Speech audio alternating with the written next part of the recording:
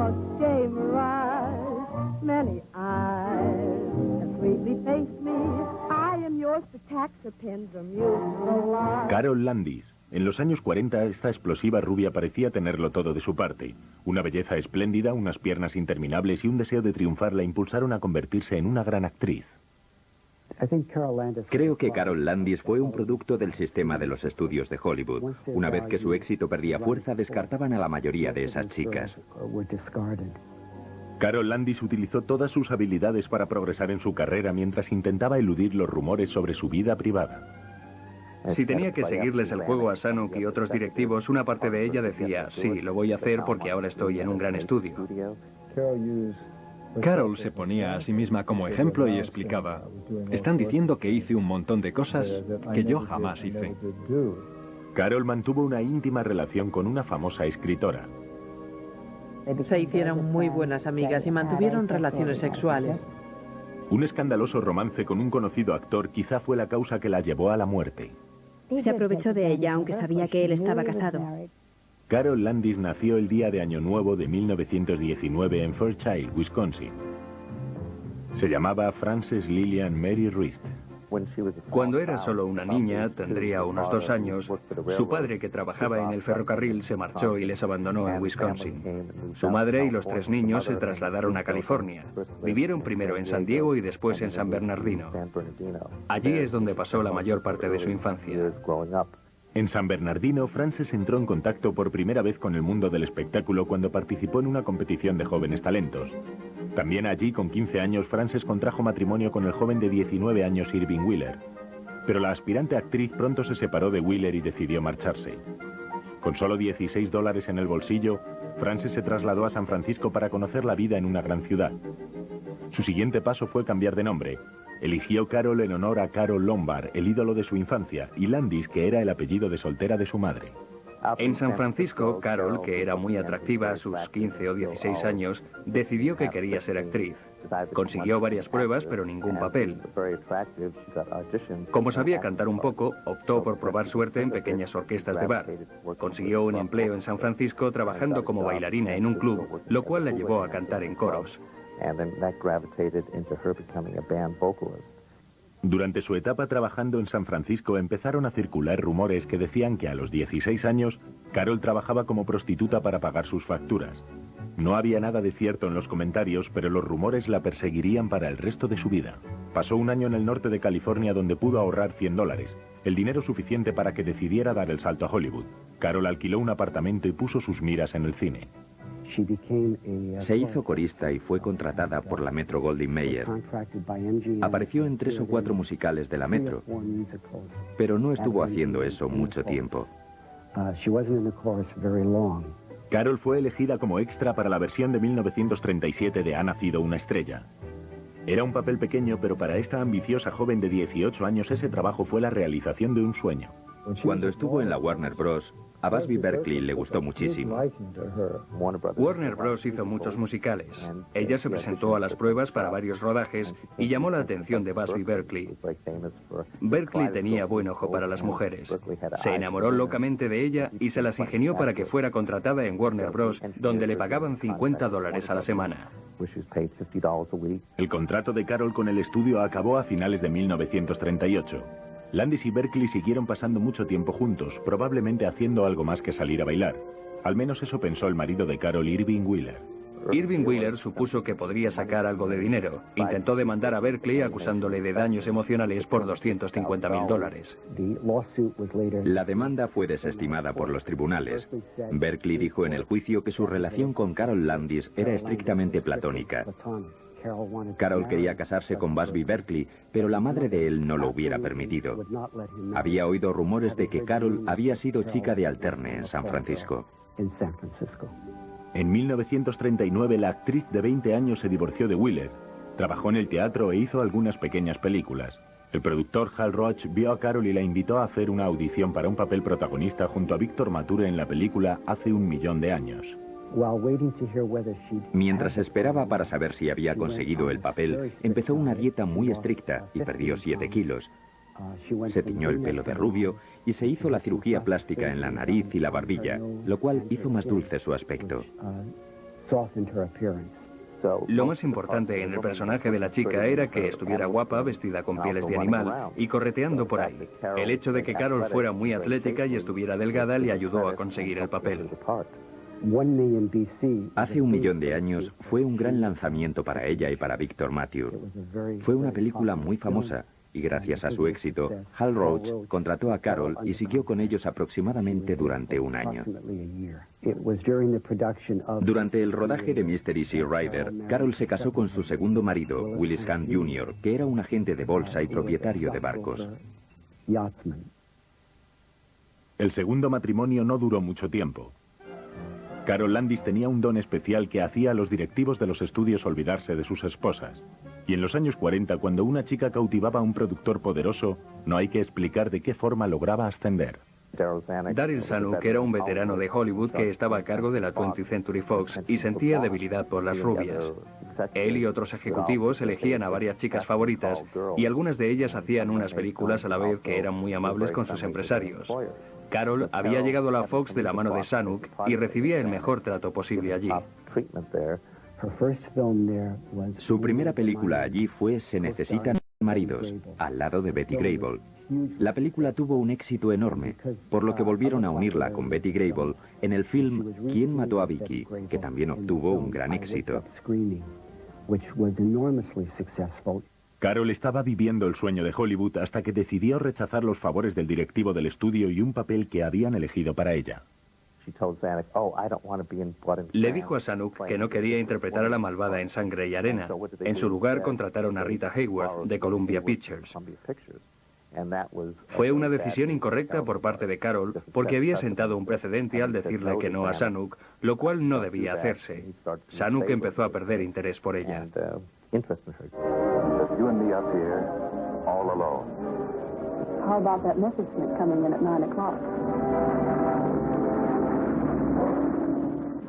En esos tiempos, al hablar de chicas de calendario, se referían a Betty Grable, Rita Hayworth y también a Carol Landis. Creo que eso ayudó a convertir a Carol Landis en una actriz muy conocida. Más famosas que las fotografías atrevidas de Carol fueron sus actuaciones en vivo para las Fuerzas Armadas. La actriz Ruth Warrick trabajó junto a Landis en la película de guerra Secret Command. Yo creo que la participación de Carol en la guerra fue una buena elección por su parte, porque hacía uso de todas sus habilidades. Podía cantar, bailar, reírse y bromear. Esto era fabuloso para las tropas. Los reclutas adoraban a Carol y a sus 3 compañeras, Mitzi Mayfair, Martha Ray y Kate Francis. Pero entretener a los combatientes no era exactamente como aparecer en una película de Hollywood. Pensó que iba a ser como una gira del vodevil, pero aprendió rápido. Estuvo en un par de incursiones aéreas, estuvo en el norte de África y se empapó al caer en una trinchera. Era un auténtico agujero lleno de lodo y llevaba puesto su mejor vestido. Supo lo que era una guerra. Carol no podía resistirse a un hombre vestido de uniforme. Puso sus ojos en el piloto Tommy Wallace y pronto pasó a ser su tercer marido. Ella se enamoró perdidamente de él. La luna de miel solo duró una noche. Esperaban haber podido estar juntos más tiempo, pero como es propio de los tiempos de guerra, le llamaron de improviso para incorporarse a una misión. Cuando Carol regresó a los Estados Unidos, escribió un libro titulado Fort Giles in a Jeep. Fue un libro muy famoso y posteriormente hicieron una película basada en él en la 20th Century Fox. Esa fue la última película de gran presupuesto que hizo Carol en la Fox. A mediados de los años 40, cuando su carrera en Hollywood se estaba yendo a pique, en parte por su culpa y en parte porque había malogrado su bienvenida a la Fox, decidió irse a Broadway para hacer una obra de teatro. El espectáculo se titulaba La Dama dice sí. Las críticas no fueron favorables, pero allí Carol conoció y se enamoró de su compañera de reparto y futura escritora, Jacqueline Susann. Jackie actuaba en esa obra con ella en 1944 y fue cuando se conocieron en La Dama dice sí y estuvieron juntas. En las escenas lésbicas de El Valle de las Muñecas, el papel de Jen está basado en Carol. Jackie dijo que su relación con Carol fue uno de los romances más intensos de su vida y uno de los más agradables. Irónicamente, fue Jackie Susann quien presentó a Carol Landis cuando ésta tenía 26 años al hombre que se convertiría en el cuarto marido de Carol. Jackie organizó una cita a Carol con Horace Smyslov, y le dijo que era un buen partido. Era un joven licenciado en Princeton que financiaba carreras de coches, financiaba producciones de Broadway y llevaba un tren de vida muy elevado cuando no estaba en su finca sureña cazando patos. Cuando terminó La Dama dice sí, volvió a Hollywood e hizo 2 películas más para la 20th Century Fox. Una fue Behind Green Lights y la otra It Shouldn't Happen to a Dog. Carol se sintió muy identificada con estas 2 películas de la Fox. Ambas eran de serie B. Cuando terminó de rodarlas, se canceló su contrato. En 1947, la actriz de 28 años había sido relegada a un segundo plano. A pesar de ello, Carol logró cautivar la atención del actor británico Rex Harrison. Durante unas vacaciones en Palm Springs, en el club de tenis Charlie Farrell, le presentaron a Rex Harrison, que por entonces estaba casado con Lily Palmer. Su relación empezó de inmediato. Rex Harrison no era especialmente discreto en lo que se refería a Carol Landis. Pero cuando le hacían preguntas acerca de su relación, Rex insistía en que Carol y él eran solo amigos. En aquellos tiempos, los periodistas del corazón lo sabían todo, aunque no contaban nada. Pero Rex Harrison tenía fama de arrogante en Hollywood y enseguida empezaron a decir cosas como: ¿qué hombre cuyo apellido empieza con H está saliendo con una mujer cuyo apellido empieza con L? Poco después de eso, Rex Harrison se marchó a Inglaterra para rodar No Escape. Cuando supo que él se marchaba, ella se las ingenió para ir también y hacer un par de películas de bajo presupuesto, encaminadas a resucitar su carrera. Y al mismo tiempo podría pasar una buena temporada con Rex, sin tener a Lily Palmer cerca estropeándolo todo. Rex y Carol eran vistos juntos constantemente en Londres. Carol estaba locamente enamorada de él. Cuando Carol regresó a Estados Unidos, se compró una casa en Pacific Palisades, en la que ella y Smithlab tenían habitaciones separadas. Él pasaba la mayor parte del tiempo en Nueva York. En marzo del 48, el matrimonio de Carol con Smithlab se deshizo. Rex Harrison regresó para rodar la película Infielmente Tuya. El tórrido romance entre Rex y Carol se dirigía a un trágico final. Recuerdo que un día que había viajado a Baltimore, Carol estaba en el mismo hotel y estuvimos hablando. Ella estaba muy abatida porque me contó que tenía una amiga que estaba enamorada de un hombre casado. La cosa no iba bien. Esa chica estaba muy deprimida y le daba miedo que su amiga fuera a hacerse daño. En aquel momento no me di cuenta, pero yo creo que estaba hablando de sí misma.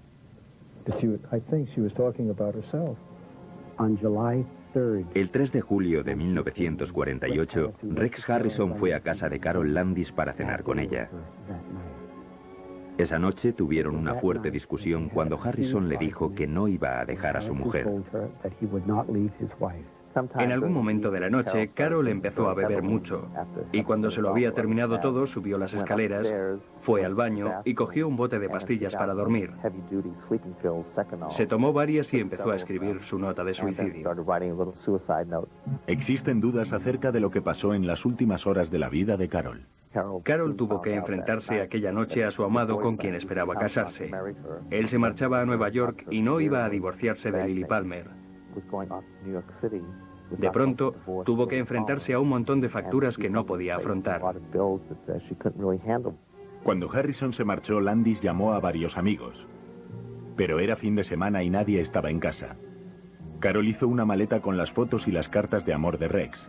Condujo hasta la cercana casa de un amigo de Harrison y Landis dejó allí la maleta. Llegó el día siguiente y su doncella sabía que Carol solía tomar bastantes somníferos, así que pensó, es fin de semana festivo, voy a dejarlo dormir. Pero durante esa semana, Rex, o bien por sentirse culpable o todavía interesado por su exnovia, llamó varias veces para preguntar si se había levantado. La doncella le respondía que no estaba levantada. La doncella le dijo que nadie contestaba cuando llamaba a la puerta de la habitación. Cuando se lo dijo, Rex se fue a la casa a toda prisa y entraron juntos en la habitación. Presumiblemente fue entonces cuando Rex Harrison encontró a Carol Landis muerta. Llamó inmediatamente a la policía, se marchó y volvió a su casa. Me enteré pronto de la noticia. Se extendió por Hollywood como la pólvora. Apareció en la televisión, en la radio, en los periódicos, en todas partes. Rex Harrison hizo como que no había sucedido. Lo ignoró como si fuera algo que pudiera esconderse debajo de la alfombra. Hubo cierta confusión sobre la nota de suicidio. Los rumores decían que había más de una carta, pero como Harrison fue quien descubrió el cuerpo, podría haberla cogido. Nunca lo sabremos. La única nota que se hizo pública iba dirigida a la madre de Carol. Querida mamá, siento muchísimo hacerte pasar por esto, pero no hay manera de evitarlo. Te quiero. Has sido la madre más maravillosa del mundo. Te lo dejo todo. Busca en mis archivos. Hay un testamento en el que se detalla todo. Adiós, mi ángel. Reza por mí, tu niña. El contrato de Rex Harrison con la 20th Century Fox se canceló poco después de eso. Se convirtió en una persona poco grata en Hollywood. Hedda Hopper y Louella Parsons le criticaron mucho y le culpaban del suicidio de Carol Landis. Fue entonces cuando Louella Parsons empezó a llamarle Sexy Rexy. Tuvo que pasar un tiempo hasta que pudo restablecerse en Hollywood. Carol nunca había tenido muy buena reputación en Hollywood y ahora que estaba muerta de repente todos la querían. Todo el mundo se sentía fatal y decían, ¿cómo ha podido pasar esto? Ese horrible extranjero tiene toda la culpa. Carol Landis fue enterrada en el cementerio de Forest Lawn. Rex Harrison, que seguía negando cualquier relación con la muerte de Carol, asistió acompañado de su esposa Lily Palmer. La casa y las pertenencias de Carol se vendieron. De algún modo, Carol se había despedido de sus fans. En una grabación promocional, realizada solo 3 días antes de su muerte, Landis terminaba diciendo: «Se ha acabado el tiempo, pero vuelvan a invitarme pronto y tendré algunos trucos para ustedes. Adiós, Carol». No sé si logró todo lo que se proponía, porque estoy seguro de que querría haber sido una estrella aún mayor de lo que era. Pero llegó, y todo lo que hizo, lo hizo bien. Fue, por decirlo de algún modo, otra víctima de Hollywood. Fue explotada y utilizada. Abusaron de ella y después se deshicieron de ella. Tenía una cierta luz y una alegría radiante que no tendría que haberse extinguido a los 29 años. Fue una pena.